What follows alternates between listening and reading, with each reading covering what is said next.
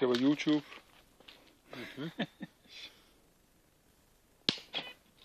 Nå. Der skulle det lat.